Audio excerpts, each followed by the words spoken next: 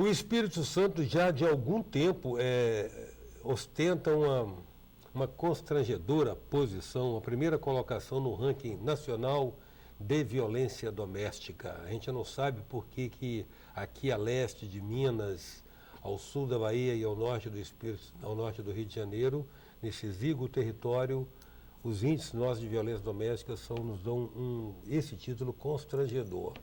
As pessoas constatam isso, deploram, sentem, outras reagem a isso. No caso do nosso Tribunal de Justiça, infelizmente, aqui está havendo um movimento de tentar administrar ou, pelo menos, fazer frente a essa situação. E foi assim que se criou a Coordenadoria de Enfrentamento à Violência Doméstica e Familiar, que foi confiada à juíza Hermínia Maria Silveira Azuri, com quem nós vamos conversar agora. Doutora Hermínia, vocês estão partindo objetivamente para a instalação de unidades em onde a mulher ou as pessoas que tenham sido vítimas de violência doméstica possam recorrer, não é isso? Exatamente. Como é que isso vai funcionar? Veja bem, na verdade, isso são políticas públicas adotadas pelo Tribunal de Justiça através dessa coordenadoria. E nesse sistema vanguardista que é o desembargador Pedro Feorosa, o presidente do tribunal, nós lançamos mão de mecanismos para formarmos um programa chamado Jus Mulher Capixaba. E extrair desse programa metas, né? Dentre elas, o SIM, que é o Centro Integrado da Mulher. Este SIM vai fazer exatamente uma integração de tudo aquilo que a mulher precisa para chegar ao denominador comum das suas próprias mazelas. Quando a mulher é violentada, ela procura, em primeiro lugar, uma delegacia, né? E nem sempre uma delegacia, ela encontra uma estrutura própria para ela ser atendida, ou seja, uma equipe multidisciplinar. Ela não encontra elementos necessários básicos para se sentir segura, né? Naquele que ela vai, ou uma representação, se for o caso de ameaça, ou se for o caso de uma lesão de natureza grave. Ela teria que ter um laudo, um médico legista, às vezes é dificuldade, e vai ali, aquela peregrinação que a mulher, às vezes até desiste, antes de chegar ao seu objetivo. E foi pensando em tudo isso que nós lançamos esse programa Jus Mulher Capixaba. Foi um lançamento onde a mídia tomou conhecimento, onde houve um apoio integral do Tribunal de Justiça. E nós estamos saindo à frente, né, dessa... Então, ou seja, mas os SINs são metas dentro do programa. Dentro do programa. Em lá chegando, a mulher, então tem a mulher ou a pessoa agredida, pode ser uma criança, pode ser um homem também, né? Ser. Terá o acolhimento das várias instâncias que são afetas àquele assunto? Exatamente. Quando ela chega, na verdade o SIM, nós fizemos parcerias com algumas prefeituras. Nós começamos Serra, Vila Velha, estamos ampliando para... Hoje nós vamos fazer uma visita no local de Cariacica. Nós temos já uma oferta também de Vitória. E assim nós vamos ampliar na Grande Vitória, um SIM em cada comarca. Como Serra nós temos 420 mil habitantes, assim como Vila Velha também, nesse patamar de habitantes, nós vemos, lá dentro, foi disponibilizado através da Prefeitura da Serra, um local do lado do Hospital Metropolitano, onde terão 8 salas, são 300 e poucos metros quadrados, subdivididas assim, em salas. E nessas salas terão um defensor público, onde o município disponibilizará um defensor para o atendimento a essas vítimas, terá o atendimento para a formação de um banco de dados necessários para cada vítima que ali estiver, terá uma equipe multidisciplinar, um psicólogo e uma assistente social também concedido pela municipalidade. Ali terá o médico, se não tiver do Estado, não tiver um médico legista, nós temos um médico que vai ser um perito ad hoc. Na necessidade que a mulher tiver para ser encaminhada para um abrigo, no caso da violência de natureza grave, das medidas protetivas, ela terá também o apoio do judiciário ali, no juízo, o promotor, enfim, ela vai centralizar, exatamente por isso que nós estamos falando de centro integrado, né? Centro integrado da mulher. Centraliza todas as necessidades que ela precisa. Se ela precisa de uma medida protetiva, ali ela vai ter assistência do judiciário presente, vai ter uma central de ocorrência. Na ausência de uma DEAN, nós podemos ter uma central de ocorrência formada de policiais militares ou civis, dependendo de como nós vamos montar essa central. Nós já temos até uma experiência muito boa na Serra. E ali ela vai fazer a sua ocorrência ou sua representação, e ali ela vai ter todo toda a necessidade que envolve o problema dela, ela vai ter nesse centro integrado. Aí evita aquilo que nós chamamos de uma desistência até pela peregrinação dela. Ela diz isso por falta de motivação, ela diz isso por falta de... Trabalho que dá fazer isso tudo, né? Muito trabalho. Exatamente. E a ideia, a senhora falou, a ideia é disseminar esses centros integrados para os outros municípios da área metropolitana nossa. Exatamente. Por enquanto, nós estamos falando de Serra, então. Serra, Vila Velha. E Vila Velha. Hoje nós vamos visitar um local que vai ser disponibilizado para Cariacica. Em novembro, certamente, nós vamos ter Cariacica, né? E logo a seguir de Cariacica, nós teremos, já pensando na possibilidade de Vitória e Viana. Aí nós fechamos a Grande Vitória. Nós temos também em mente fazer um SIM na região sul, que comportará toda a região sul, um SIM na região norte. E ontem eu estive em Brasília conversando com a ministra de Direitos Humanos, a Maria do Rosário, e ali nós tivemos a oportunidade de falar. Ela se surpreendeu muito, achou muito interessante, ela realmente gostou demais das ideias, das propostas do Tribunal de Justiça. E pensamos também na hipótese daquelas violências domésticas de deficientes, de qualquer natureza. O deficiente visual, o deficiente auditivo, o deficiente físico, porque nós já temos notícias de meninas que são violentadas por padrastos, por namorados das mães ou das concubinas, das companheiras, né, que são até, de certa forma, ficam gestantes, grávidas, sem saber que é o pai, porque ela não teve a visão, é deficiente visual, ela não sabe quem foi o pai. Ela não sabe se foi o parente que está dentro de casa.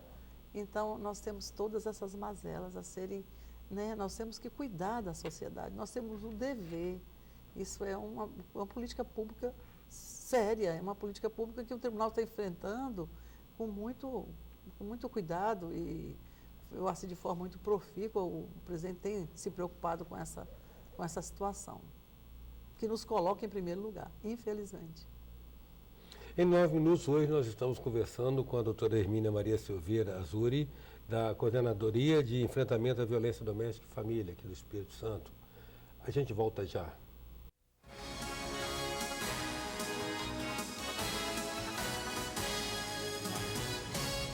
Voltamos com 9 minutos, que traz hoje a juíza Hermínia Maria Silveira Azuri, coordenadora do Núcleo de Enfrentamento à Violência Doméstica e Familiar aqui no Espírito Santo. Doutora Hermínia, para a mulher, às vezes, tomar iniciativa de registrar uma queixa é uma situação até, uma primeira dificuldade inicial de foro íntimo, às vezes, né? O que eu pude sentir no contato pessoal de algumas delas é aquilo que eu falei anteriormente, a dificuldade de alcançar o objetivo. Então, muitas das vezes, elas são desmotivadas pelos caminhos que elas têm que percorrer. Sim. Isso quase na maioria das vezes. Poucas vezes observei que se trata mesmo da exposição, porque se ela vai no local, se ela vai em outro, às vezes há ameaça, ou se você for denunciar, se você for fazer isso, acontece isso, você pode morrer. Enfim, se ela não perde tempo, se dentro do SIM ela tem toda essa solução em tempo recorde, não dá nem oportunidade para desenvolver outras atitudes. Agora não seriam funções que as delegacias de atendimento à mulher, de uma certa maneira, já não deveriam estar disponibilizando, doutora Hermínia? Eu diria que sim, mas infelizmente nós não temos essas políticas. É o mundo ideal, não é o mundo real, né? É um mundo ideal, é um mundo ideal. O que nós temos, o que o Tribunal de Justiça está fazendo, tornar esse mundo ideal o mundo real. E, na verdade, as delegacias, elas não são munidas dos instrumentos necessários, ou seja, não tem uma equipe de multidisciplinar. Quando a mulher vai procurar, ela já vai envergonhada, ela já vai praticamente com a autoestima, não existe constrangida, né? Constrangida. Baixa estima, constrangida, violentada, enfim. Ela precisava até de um ambiente humanizado, o que nós sabemos que nós não temos, né? Por que razão, não sei. Se acontecesse com uma mulher de um político, talvez, e ele tivesse que viver uma situação dessa, ele poderia se sensibilizar mais. Certas coisas só vivendo, né, para entender. Agora, nos casos de fim de semana, os centros integrados estarão operando no fim de semana, quando também há um registro ponderável de violências e agressões? Nós estamos colocando isso aí como um objetivo também, de funcionar nos finais de semana. E de forma que nós teremos nós vamos movimentar o pessoal, porque tem aqueles que vão ter que sair no final de semana e colocando outros, fazendo um rodízio, para que não pare de funcionar.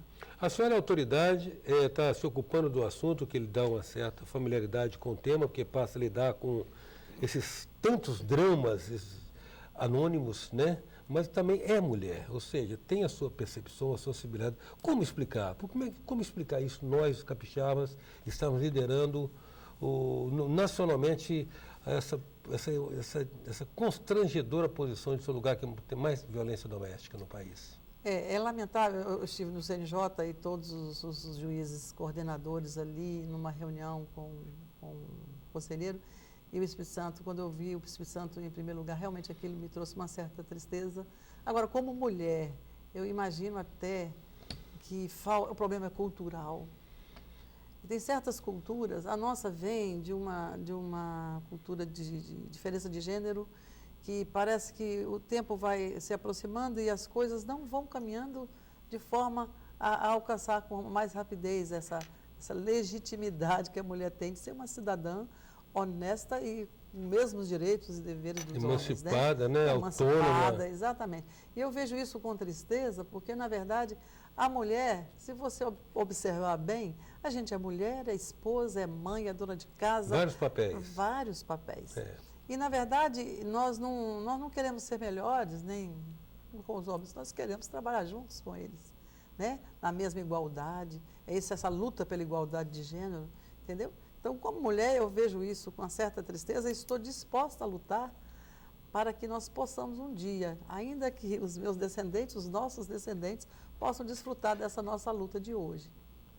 Agora, a senhora falou a respeito do dado cultural. Parece que é, com certeza, um dado cultural, um dado de comportamento, né? Tirando a latinidade, tirando esses aspectos do machismo que se atribui, parece que é um despreparo do homem, hoje, em lidar com a autonomia que a mulher adquiriu, né? Exatamente. É por isso que eu... Que é resolver na porrada, desculpa a expressão. Exatamente. É por isso que eu acho até que nas escolas, no ensino básico, no ensino fundamental, tem que se ter palestras onde as crianças... Porque o que às vezes eu fico a imaginar é que a criança pode achar normal que a mãe dele apoie, que a mãe dele seja vítima e que é assim mesmo, porque é o que ele vê todo dia. Então, o que é preciso inserir, no meu entender? Palestras a essas crianças de que isso não é normal, de que a mulher tem que ser tratada com dignidade, como o homem tem que ser tratado com dignidade, com igualdade de gênero. Enfim, isso aí é cultural porque nós permitimos. Mas no momento que nós colocamos isso também no âmbito escolar, nós colocamos isso no âmbito cultural, a cultura vai se expandindo e a criança vai criando com a mentalidade de que ela pode ser feliz, que ela pode ter um lar equilibrado e que ela pode desfrutar desse benefício na medida que nós mudamos a cultura. E depende de nós. Depende desse momento que você está dando à sociedade, depende dessa coordenadoria, do presidente do tribunal, todo esse contexto vai depender de todos nós. E se cada um fizer um pouco mais, essa cultura vai ter que mudar. A senhora diria, então, que deveria ser incluído como se fosse quase que como uma disciplina, uma abordagem a ser feita no âmbito da escola. Agora, a família também tem uma participação decisiva nisso, não? Porque tem certos valores que a gente não aprende na escola, a gente traz de lá de casa. Exatamente. É por isso que, às vezes, as famílias... Eu costumo dizer, quando nós fizemos um programa de pró-escola na Serra, juntamente com a secretária Marcia Lemos, eu me lembro que muitos pais não sabiam ler. Então, muitos pais, eles têm a dificuldade, não só a cultura do entendimento, né? Eu digo no entendimento básico. Sim, né? compreensão de um texto. De compreensão de alguma coisa básica. Sim. Então, muitos não sabiam ler. Então, por não saber ler, muita coisa lhe era privado. Sim. Né? Então, já começa por aí. Nós não podemos permitir um analfabeto nesse país. Enquanto existir um analfabeto nesse país, existe um decréscimo de entendimento cultural. Então, no meu entender, ainda que não seja uma matéria curricular, possa ser umas palestras, que seja uma palestra por semana, entendeu? Uma pessoa que entenda dessa temática. E cada um também que ouve a mensagem igual a da senhora se engajar também nisso, né? Exatamente. A gente não muda o mundo, mas muda o nosso mundo, né? Exatamente. E eu creio que o tribunal a coordenadoria está aberta a sugestões, a cooperações de qualquer natureza que seja bom para esse crescimento. Legal, a gente torce para que esse programa Seja bem sucedido, doutora Hermínia, receba muitas adesões, muito engajamento, principalmente pessoas voluntárias, né? E agradece muito sua presença aqui no 9 Minutos. Eu que agradeço. Obrigada. Em 9 Minutos, a gente contou com a presença da juíza Hermínia Maria Silveira, titular da Coordenadoria de Enfrentamento à Violência Doméstica e Familiar aqui no Espírito Santo. Até já. Sou passageiro.